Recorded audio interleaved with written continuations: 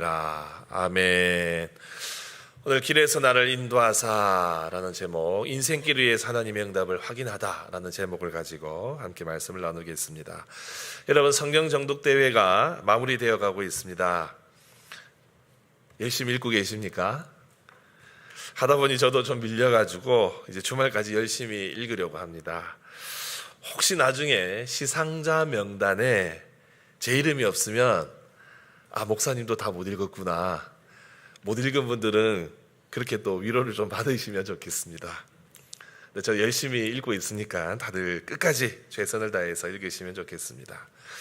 성경 정독을 하면서 제 나름대로 은혜 받은 말씀들을 앞으로 좀 나누려고 합니다. 오늘은 창세기 말씀을 묵상하다가 우리가 하나님의 뜻을 알 듯 말 듯 한데 좀 더 하나님의 뜻을 명확하게 알 수 있는 방법이 있구나 하는 것을 제가 오늘 읽은 이 본문을 통해서 좀 깨달을 수 있었습니다. 여러분, 다 하나님의 뜻을 알고자 고민하면서 살고 계시잖아요. 때로는 뭔가 명쾌하게 응답하시는 것 같은데 또 가만 보면 또 대부분 이 불명확하게 이것이 하나님의 뜻인가 긴가민가 하는 순간이 참 많습니다. 보통 하나님께서 일반 은총 안에서 우리의 자유의지를 존중해 주세요. 그래서 많은 부분들을 우리 자유의지에 맡겨 놓으셨습니다. 그래서 우리가 하나님의 뜻을 구하고 또 우리가 선택한 것에 따라서 결과가 주어질 때 이것이 하나님의 응답이다 믿고 따르면 됩니다. 그렇게 살아가시면 되어요. 하지만 여러분, 진짜 인생의 결정적인 순간이 있습니다. 그 결정적인 순간에는 정말 하나님의 뜻이 무엇인지 알기를 원합니다. 그렇지 않습니까? 그 결정적인 순간이 정말 이 중요한 순간, 인생의 어떤 직업을 선택해야 될 때나 아니면 오늘 말씀처럼 평생의 배우자를 결정해야 하는 그런 때에는 정말로 주님의 뜻을 구해야 됩니다. 오늘 말씀은 보통 결혼과 관련한 주제로 많이 설교가 되는 본문이에요. 이삭과 리브가가 만나서 이 만나는 모든 과정이 하나님의 섭리 안에 있고 또 그렇게 우리가 배우자를 만날 때 이 하나님의 섭리적인 은혜가 필요하다. 보통은 이 이삭의 결혼 이야기를 그렇게 이해를 하고 많이들 이렇게 결혼과 관련해서 설교를 듣습니다. 근데 여러분, 가만히 살펴보면 사실 이삭이 배우자를 선택하지 않았습니다.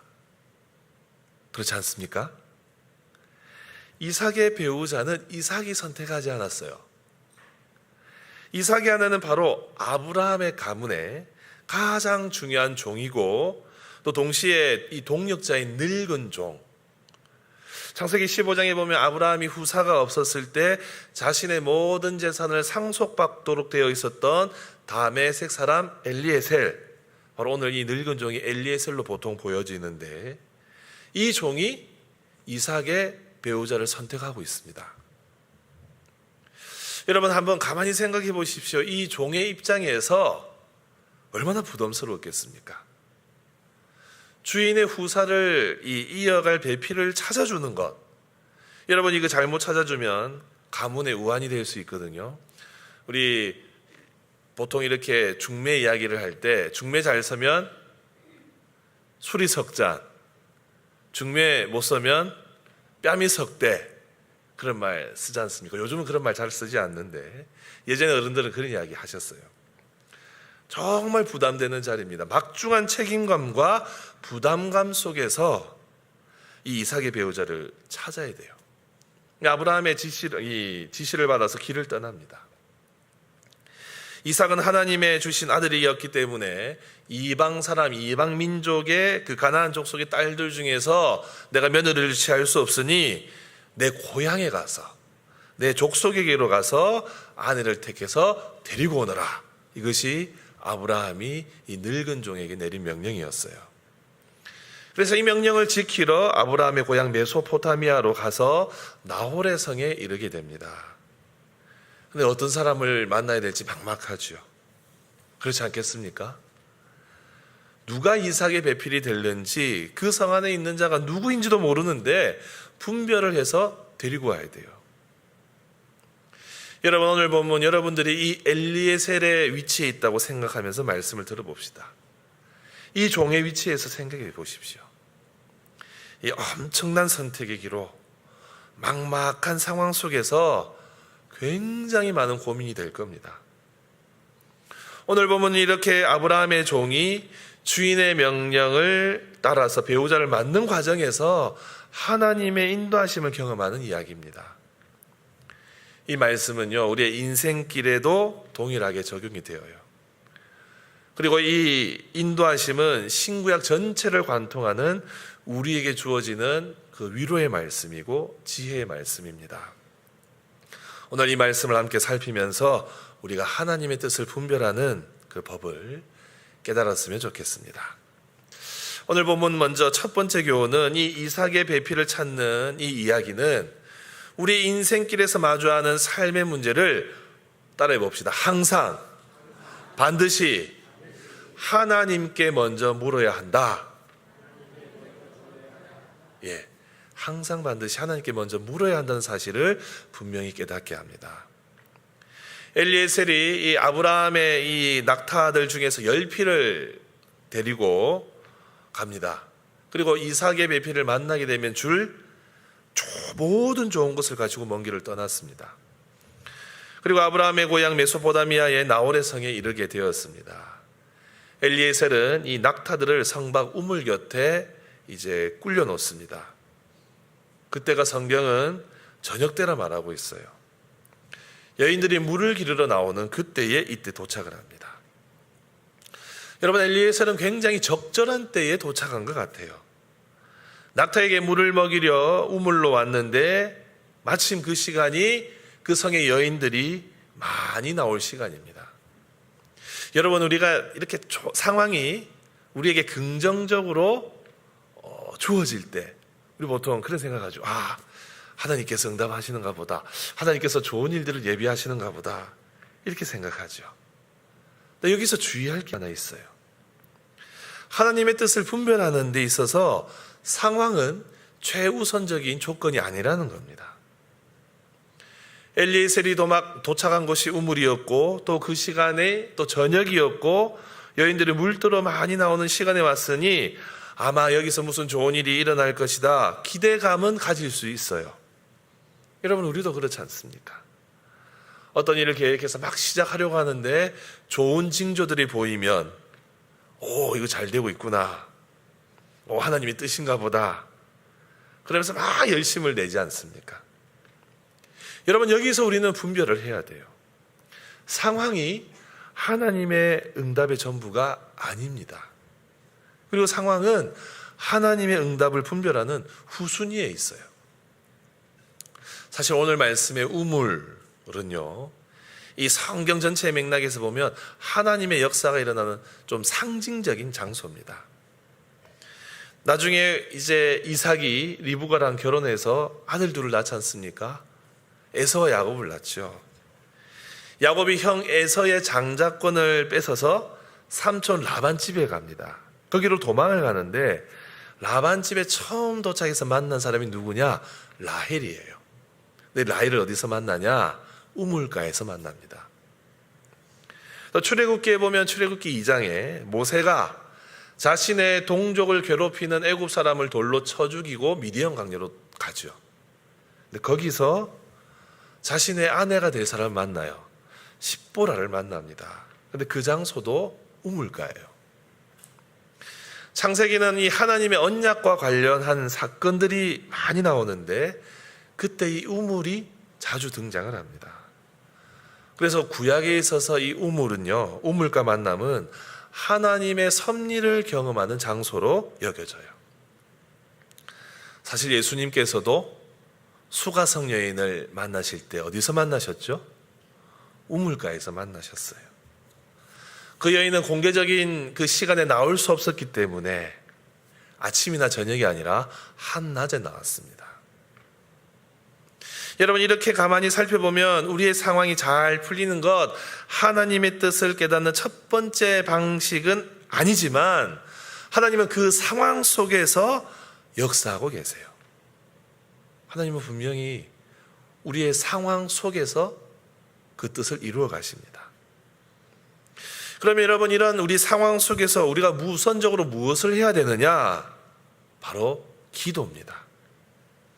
여러분, 엘리에셀이 여기 도착해서 나홀의 성읍에 도착해서 기도를 해요.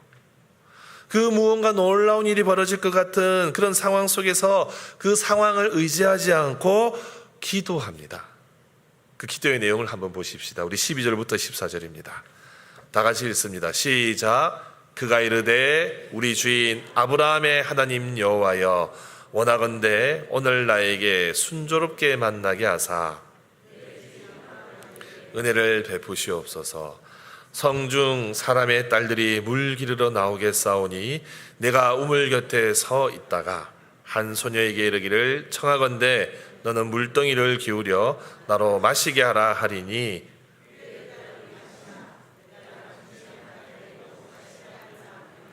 그는 주께서 주의 종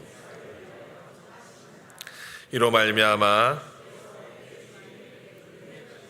내가 알겠나이다. 아멘. 여러분, 여기서 엘리에셀이 무엇을 구하고 있는지 한번 유심히 보십시오.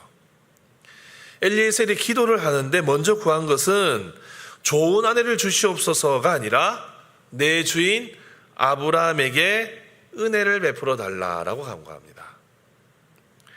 여러분, 엘리에셀은 여호와여 주인 아브라함에게 은혜를 베풀어 주옵소서. 여기서 은혜는 헤세드라는 단어예요.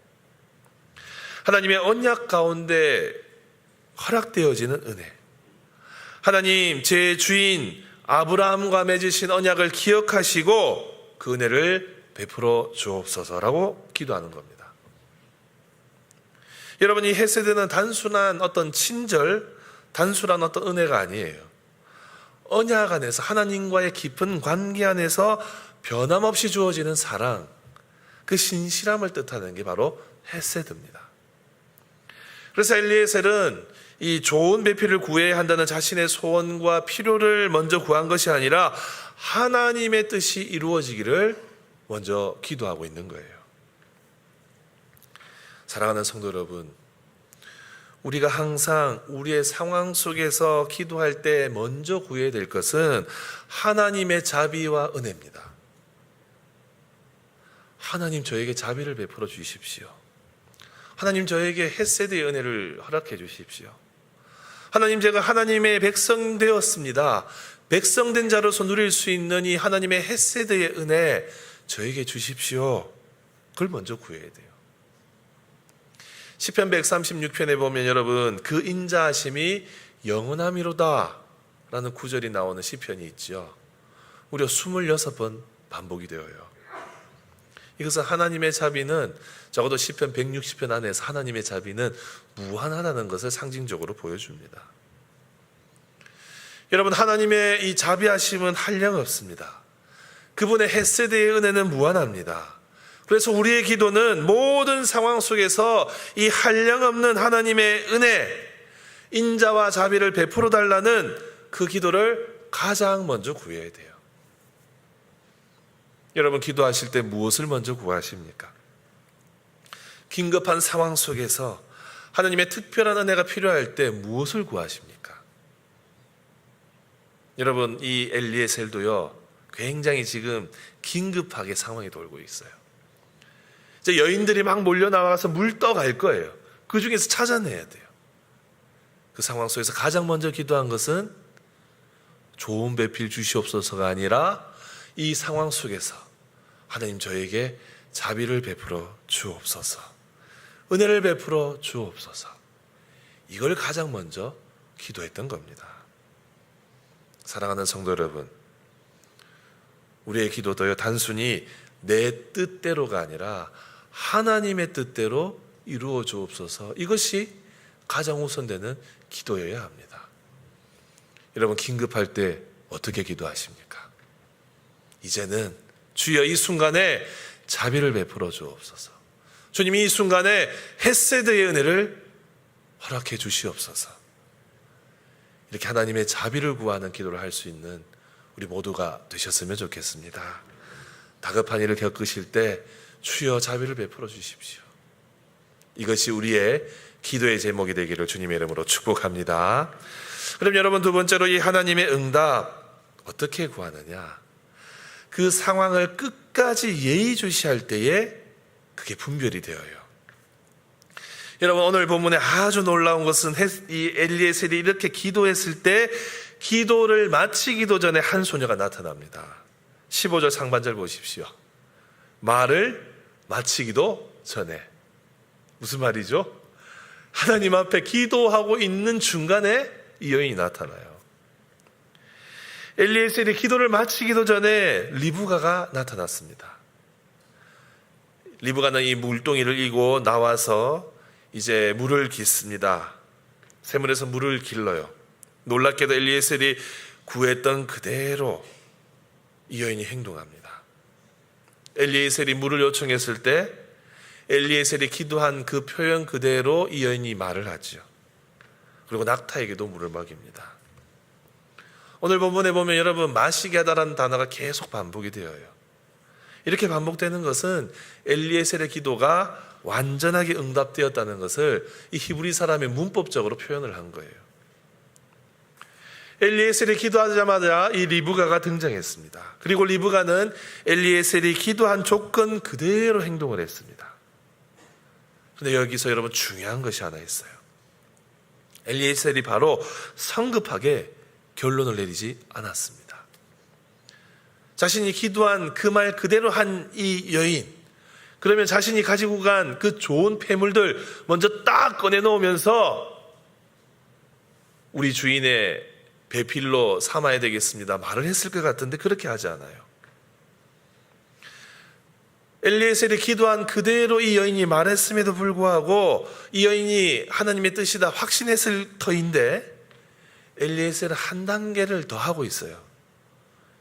21절 상반절처럼 그 사람이 그를 묵묵히 주목하여. 엘리에셀이 리브가를 묵묵히 주목해 봅니다. 여러분, 여기서 우리가 엘리에셀과 우리를 한번 비교해 봅시다. 가끔 우리가 하나님의 뜻을 구하고 또 계획을 잘 세워서 실행했을 때에 그 계획대로 착착 진행이 되면 이거 하나님 뜻이다 확신하고 얼마나 열심히 합니까? 그런데 갑자기 상황이 바뀌고 돌변해서 공경에 처하고 어려움 겪을 때 있어요. 그럼 어떻습니까? 이게 어떻게 된 일이지? 이거 하나님 인도하심 아닌가? 또 불신앙의 마음이 막 생겨납니다. 아마 다들 그런 경험이 있으실 거예요. 여러분, 오늘 본문의 엘리에셀은요, 성급하게 결정하지 않습니다. 오늘 말씀 묵묵히 주목하여. 이 묵묵히 주목하다라는 말은 이 히브리어 원어의 뜻을 보면 침묵하다, 가만히 기다리다라는 뜻이 있어요. 즉 엘리에셀의 지금 눈앞의 상황이 자신의 기도의 응답처럼 보였지만 서두르지 않고 하나님의 섭리를 끝까지 확인하는 태도를 가지고 있는 거예요. 그리고 그 확인하는 과정을 통해서 하나님께서 자신을 평탄한 길로 인도하시는지 묵묵히 주목해서 봅니다. 여러분, 21절 한번 확인해 봅시다. 같이 읽어볼까요? 시작. 그 사람이 그를 묵묵히 주목하여 여호와께서 과연 평탄한 길을 주신 여부를 알고자 하더니. 여러분, 이 말은 하나님께서 이 자신의 여정 가운데 형통하게 하시는지를 알고 싶다는 뜻입니다. 단순히 일이 잘 풀리는 것이 아니라 이것이 하나님의 인도하심인지 아닌지를 분별하려 했다는 거예요. 엘리에셀은 이미 응답을 보는 것 같았지만 성급하게 결론 짓지 않습니다. 오히려 끝까지 하나님의 섭리를 확인하고자 기다리는 거예요. 침묵하면서 지켜보는 거예요. 여러분, 여기서 우리와 엘리에셀의 차이를 발견합니다. 우리는 상황적으로 평탄하고 또 여러 가지 일들이 잘 되면 하나님이 함께 하신다 생각합니다. 뭔가 잘 돌아가고 성과가 있으면 다 그렇게 생각해요. 근데 상황이 바뀌고 결과가 바뀔 때가 있습니다. 그러면 아까 어떻게 했습니까? 우리 고민한다 했지요. 이게 하나님의 뜻이 아니었나? 왜 하나님이 이런 어려움을 주시나 고민하지요. 그럼 여러분, 만일에 우리가 겪고 있는 이 상황을 엘리에셀이 겪는다 하면 엘리에셀이 어떻게 행동했을까요? 아마도 성급하게 결정 내리지 않고 오늘 말씀처럼 묵묵히 주목하면서 하나님이 행하시는 일인지 분별하고 고민했을 겁니다. 여러분, 우리에게 바로 이 마음의 태도가 필요합니다. 주님의 뜻은요, 여러분, 끝까지 기다려 봐야 돼요. 하나님이 어떻게 일하실지 기대하고 기도하며 기다려야 됩니다. 여러분, 따라해 봅시다. 하나님이 어떻게 일하실지 기대하고 기도하며 기다려야 됩니다. 여러분, 이것이 하나님의 뜻을 분별할 수 있는 방법이에요. 성경은 분명히 우리가 하나님을 신뢰하며 하나님께서 우리의 길을 지도하신다고 가르칩니다. 잠언 말씀에 보면 잠언 3장 5절 6절 이렇게 기록합니다. 너는 마음을 다하여 여호와를 신뢰하고 내 명철을 의지하지 말라. 너는 범사의 그를 인정하라. 그리하면 내 길을 지도하시리라. 여호와 하나님을 신뢰하면 우리의 길을 지도해 주셔요. 오늘 이 엘리에셀 계속 길에 대해서 이야기하거든요. 이 길에서 하나님 응답하셨다 말하거든요. 다윗 시편 23편 다윗 때 고백도 마찬가지예요. 내 영혼을 소생시키시고 자기 이름을 위하여 의의 길로 인도하신다. 다 같은 의미를 가지고 있어요. 사랑하는 성도 여러분, 우리도 인생의 길목에서 하나님의 응답으로 보이는 일들을 겪습니다. 그때 여러분, 잠시 멈추고 한 번 더 생각해 보세요. 엘리에셀처럼 침묵하면서 분별하는 시간을 한번 가져보십시오. 이것이 정말 하나님의 인도하심인가? 한 번 더 고민해 보세요. 그래야 주님의 뜻을 알 수 있습니다. 급히 결론 내리지 말고 기도하면서 기다리면 하나님의 뜻을 확인할 수 있습니다. 이 믿음이 우리에게 필요해요. 사랑하는 성도 여러분, 이 엘리에셀은 기다리는 사람이었습니다. 상황적으로 분명히 하나님의 뜻이라 확신이 될 수 있는 상황 속에서도 하나님의 뜻을 더 곰곰이 생각하며 기다렸습니다. 그때 하나님께서 분명히 알려주셨습니다. 여러분, 우리에게도 이 엘리에셀의 지혜가 있기를 주님의 이름으로 축복합니다. 그리하여 하나님의 뜻에 순종하고 그분의 계획하심과 인도하심이 늘 경험되는 그러한 삶을 우리 모두가 살아갔으면 좋겠습니다. 이 엘리에셀의 지혜를 주여 저에게도 주옵소서, 이렇게 기도하며 이 말씀을 적용할 수 있는 우리 모두가 되시기를 주님의 이름으로 축복합니다. 우리 오늘 말씀의 세 번째 교훈, 마지막입니다. 하나님께서 인생길에서 우리를 인도하심을 믿고 감사하는 것이 하나님의 뜻을 분별하는 마지막 방법이에요. 엘리에셀은 이 리브가를 만난 이후에 곧바로 여호와를 찬송하리로다라고 고백을 합니다. 그리고 그가 가지고 온 재물을 리브가에게 주어요. 리브가를 통해서 리브가가 어떤 가문인지 확인한 이후에 엘리에셀은 하나님을 찬양합니다. 그래서 여러분, 이 엘리에셀의 시선은 리브가에게 있지 않고 하나님의 인자와 자비에 두고 있어요. 엘리에셀의 고백의 절정은 27절입니다. 우리 27절 다 같이 한번 읽어봅시다. 시작. 이르되 여호와를 찬송하나이다. 나의 주인에게 주의 사랑과 성실을 그치지 아니하셨사오며 여호와께서 길에서 나를 인도하사 내 주인의 동생 집에 이르게 하셨나이다 하니라. 아멘. 여러분, 여기서 여호와께서 길에서 나를 인도하사라고 하고 있죠. 이 말은 내가 이 길 위에 있을 때 여호와께서 나를 인도하셨습니다라는 뜻이에요. 여러분, 하나님의 응답은 엘리에셀이 가만히 있을 때 이루어지지 않았습니다. 그가 겪어야 될 삶의 현장 가운데서 주어졌어요. 오늘 그 현장이 어디냐? 바로 길 위입니다. 엘리에셀은 길 위에서 이 은혜를 경험해요. 엘리에셀은 먼저 자신의 길이 형통한지를 살폈습니다. 그래서 우리가 아까 21절에 보면 자신의 길이 형통한지, 그 길 위에 있을 때 형통한지, 하나님께서 형통하게 인도하시는지 궁금했다고 하죠. 그리고 27절에 이 모든 일을 경험한 이후에 이렇게 고백을 했어요. 내가 길 위에 있을 때에 여호와께서 나를 인도하셨습니다. 길이란 단어가 강조되고 있어요. 이 길은 단순한 여행의 길이 아니라 하나님의 섭리 가운데 인도하심 받는 길입니다. 여러분, 이런 점에서 우리의 인생길은 다 하나님의 섭리 안에 있어요.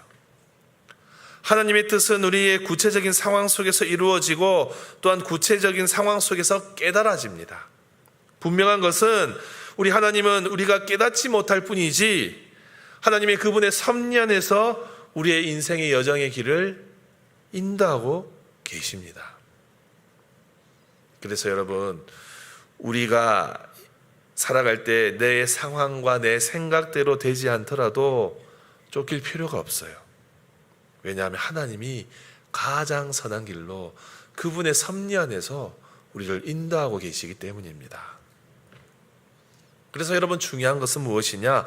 모든 상황 속에서 우리는 하나님을 찬양하는 것이 중요합니다. 여러분, 이스라엘의 이야기 가만히 살펴보면 여정 속에서 하나님 찬양한 것이 참 많이 나와요. 출애굽기 15장에 홍해를 건너던 이스라엘이 즉시 하나님을 찬양하죠.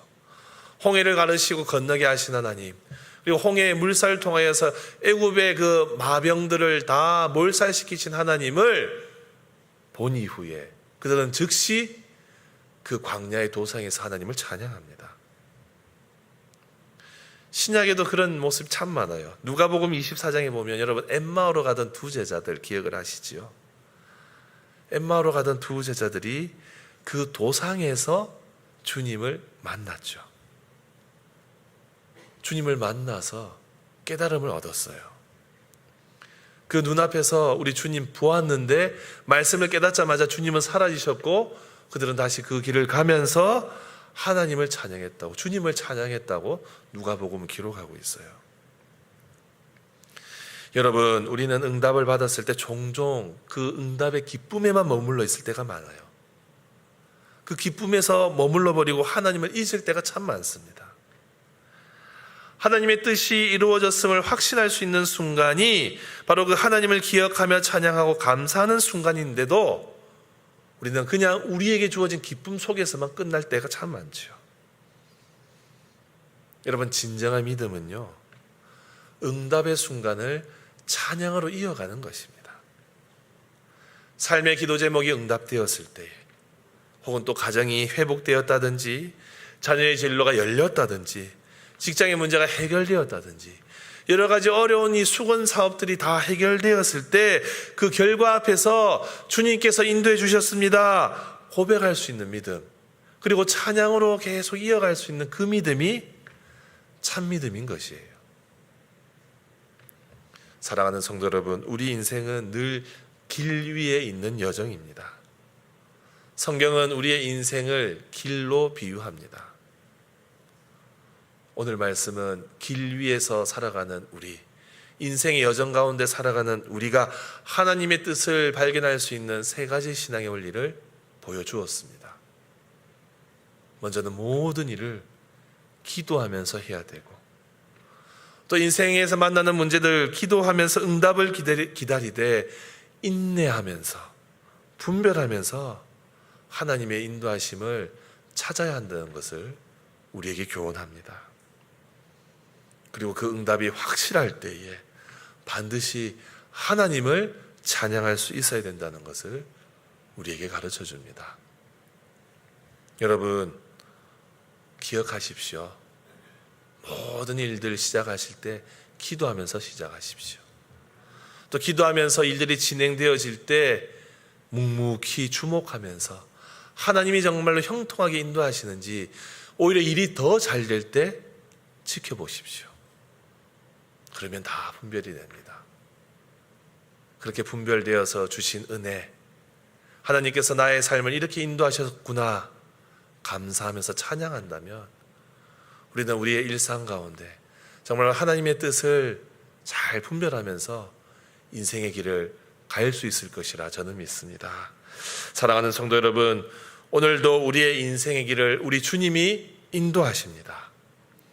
그분의 인애로, 그분의 자비로 우리의 걸음을 인도하고 계십니다.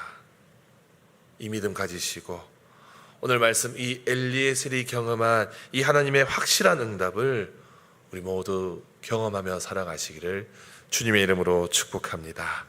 우리 함께 찬양하겠습니다.